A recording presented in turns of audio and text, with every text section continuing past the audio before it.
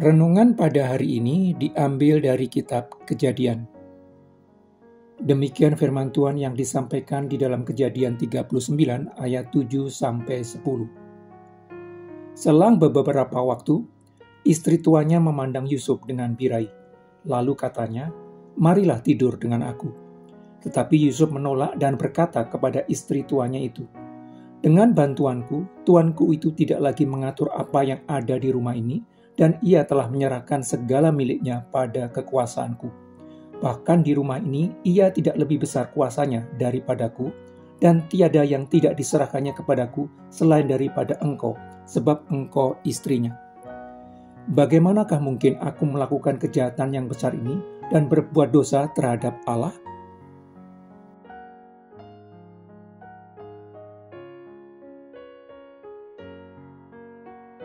Sejak awal sejarah umat manusia, iblis selalu menggoda manusia dengan berbagai cara. Hawa digoda iblis melalui bisikannya dengan memutarbalikkan perkataan Allah sehingga Hawa tergoda untuk memakan buah terlarang yang diharapkannya akan membuatnya menjadi seperti Allah. Bisa menentukan sendiri standar yang baik dan yang jahat bagi dirinya. Daud digoda melalui kesukaannya terhadap wanita cantik dengan memberinya kesempatan untuk melihat Batseba yang cantik sedang mandi. Yudas Iskariot yang mencintai uang begitu kuat digoda iblis untuk menjual gurunya kepada para imam yang membenci kebenaran. Godaan iblis seringkali masuk melalui sisi kehidupan yang menjadi kekuatan seseorang sekaligus menjadi sisi lemahnya. Setelah dijual saudara-saudaranya ke pedagang budak Midian, Yusuf dibawa ke Mesir. Yusuf lalu dijual kepada seorang pejabat tinggi Mesir, Potifar. Yusuf lalu menjadi budak Potifar. Tetapi Yusuf tidak tenggelam di dalam ratapan memilukan yang menyesali perjalanan hidupnya yang menyesakkan. Yusuf mulai belajar menerima fakta bahwa dirinya tidak lagi bersama dengan orang tua dan saudara-saudaranya, hidup dan bekerja di negeri asing dengan budaya yang sangat berbeda. Yusuf menerima fakta kehidupan itu dengan menyesuaikan dirinya sebagai budak yang harus bekerja bagi tuannya. Yusuf mulai belajar bekerja dengan serius. Setiap hal yang dipercayakan kepadanya dikerjakan dengan sungguh-sungguh. Tugas kecil dikerjakannya dengan penuh tanggung jawab. Segala sesuatu yang dikerjakannya dapat diselesaikan dengan baik. Bahkan penyertaan Tuhan di dalam diri Yusuf yang membuatnya berhasil menyelesaikan segala tugasnya terlihat oleh tuannya. Sehingga Potifar memberikannya kuasa atas rumahnya dan segala miliknya. Melalui Yusuf, Tuhan memberkati Potifar sehingga berkat Tuhan ada atas segala miliknya, baik yang di rumah maupun yang di ladang. Yusuf yang manis sikapnya dan elok parasnya menarik perhatian istri Potifar. Perilaku baik yang dimiliki Yusuf dan ketampanan wajahnya membangkitkan birahi istri majikannya. Nafsu birahi adalah hasrat yang kuat terhadap seks. Meskipun merupakan proses biologis alami manusia, nafsu birahi berbeda dari cinta yang mencakup kasih sayang dan welas asih yang lebih mendalam. Fokus dari nafsu birahi yang salah adalah terjadinya pemuasan diri sendiri.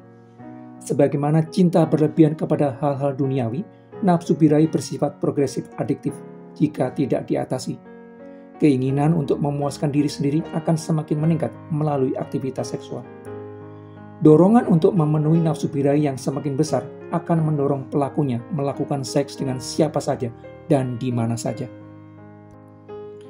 Itu sebabnya istri Potifar secara aktif menggoda Yusuf dengan mengajaknya berhubungan seks. Tetapi reaksi Yusuf berbeda sekali dengan kebanyakan orang. Yusuf menolak ajakan istri Potifar berhubungan seks bukan karena takut kepada Potifar, tetapi karena menjaga kesucian hatinya dengan tidak mau melakukan dosa kepada Allah. Orang percaya akan memiliki hati yang suci karena Allah akan mengubah hati yang keras menjadi sejalan dengan kehendak Allah. Hati yang suci bukan hanya menyangkut hati yang bersih, tetapi juga suatu komitmen dan kehendak orang terhadap Allah. Hati yang suci merupakan sikap tidak kompromi terhadap kenajisan. Kenajisan berhubungan langsung dengan hati yang tidak tetap dan sikap mendua hati. Itu sebabnya hati yang suci terkait erat dengan komitmen untuk tetap setia kepada kebenaran Allah dalam hidup orang percaya. Kesucian hati berkaitan erat dengan kehendak untuk berserah kepada Allah tanpa kompromi.